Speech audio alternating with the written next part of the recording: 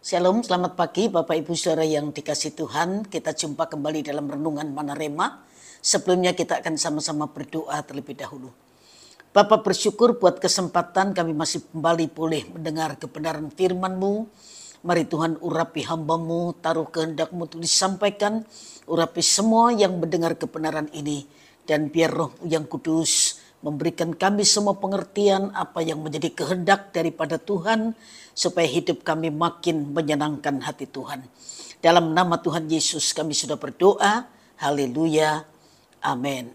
Bapak Ibu saudara sekalian, pagi ini kita akan sama-sama belajar sebuah kebenaran yang saya beri tema seperti apa. Roma pasal yang ke-6 ayat 11 sampai ayat yang ke-12. Roma 6 11 sampai ayat yang ke-12. Demikianlah hendaknya kamu memandangnya, bahwa kamu telah mati bagi dosa, tetapi kamu hidup bagi Allah dalam Kristus Yesus.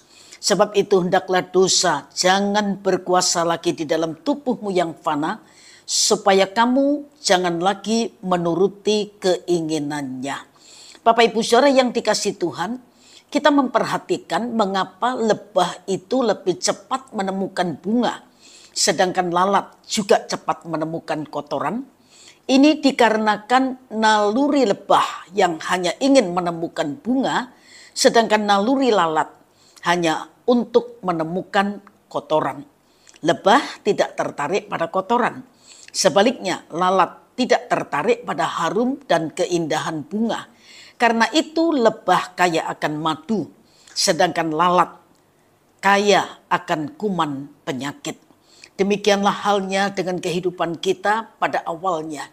Tuhan menciptakan manusia serupa dan segambar dengannya untuk menjadi proyektor yang mencerminkan kemuliaannya. Tetapi setelah kejatuhan manusia ke dalam dosa, gambar dan rupa Tuhan yang ada dalam diri manusia itu menjadi rusak. Sehingga manusia tidak dapat lagi menjalankan fungsinya sebagaimana yang dikehendaki oleh Tuhan. Dan karena kasih Bapa yang begitu besar kepada manusia, Ia rela mengorbankan anaknya yang tunggal sebagai satu-satunya jalan yang dapat menyelamatkan hidup manusia dari hukuman kekal. Dahulu sebelum kita mengenal Kristus, kita memang orang yang hidup di dalam dosa. Seperti lalat yang suka hidup di tempat yang kotor dan berbau busuk, kita pun sama.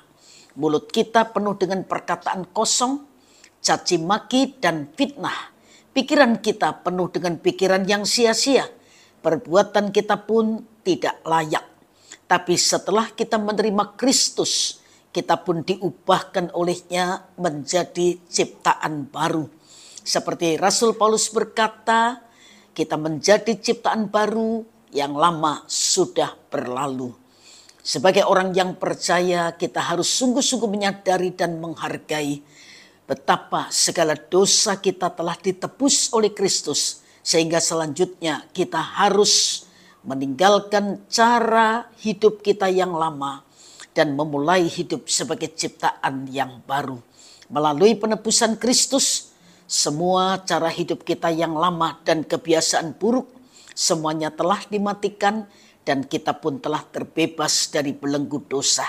Seperti halnya lebah yang suka akan bau harum dan keindahan bunga, demikian selayaknya hidup kita sebagai orang percaya yang telah ditebus dan telah diubahkan oleh Kristus.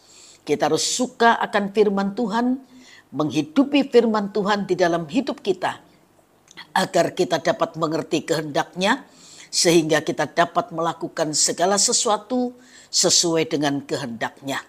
Hidup kita sekarang berbeda dengan yang dahulu. Mulut kita yang dahulu penuh sungut, caci maki dan fitnah, kini penuh dengan ucapan syukur, kesaksian dan pujian bagi Kristus. Hidup kita yang dahulu penuh amarah, iri hati, perseteruan, sakit hati, kini penuh dengan damai sejahtera dan sukacita. Kita yang dahulu mementingkan diri sendiri, kini berbagi kasih kepada sesama. Kita yang dahulu selalu mengandalkan manusia ketika menghadapi persoalan, kini Tuhan yang menjadi andalan. dalam semua aspek kehidupan kita. Itu semua karena Ia telah membayar lunas hidup kita dan membebaskan kita dari perbudakan dosa. Bukan dengan barang yang fana, bukan juga dengan emas dan perak, melainkan kita ditebus dengan darah-Nya yang mahal, darah yang tidak bercacat dan bercelah. Sebab itu hargai korban Kristus di atas kayu salib, dan mari kita hidup selaras dengan kehendak-Nya, supaya hidup ini semakin menyenangkan hati Tuhan. Tuhan memberkati Bapak Ibu Saudara sekalian, mari kita sama-sama berdoa.